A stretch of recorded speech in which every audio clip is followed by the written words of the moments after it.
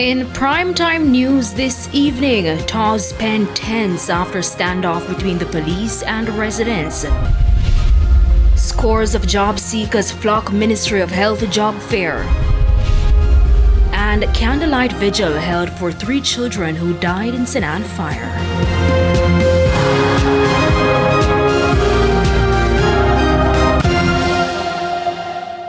Good evening and welcome to Primetime News on air and online at onespotmedia.com. I'm Archibald Gordon. And I'm Janella Precious. A special welcome to our viewers on TVJ International in the Cayman Islands. Now, with a preview of what's to come in business news, here's Anthony Lugg.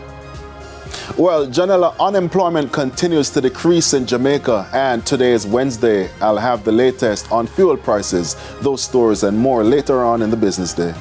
Thank you, Log and JB. Jermaine Brown is here with a preview of what's coming up in the big show. Well, thank you, Archie. The West Indies women weren't so successful in the second ODI this against the Bangladesh women. And, well, Mount Pleasant and Cavalier set for a big battle in the Jamaica Premier League. We'll tell you more about that a bit later on. Archie, he forgot one thing. What? Sunshine Girls. Why? Oh, yeah.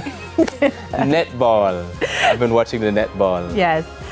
And I'm sure later on we will have the latest down there. But there's also sports commentary and E-Prime as well as weather in this newscast. But before the break, the feedback question. And this evening we're asking what more can be done to attract qualified workers to the health sector. You can share comments online, facebook.com/televisionjamaica and post on X at TVJ News Center.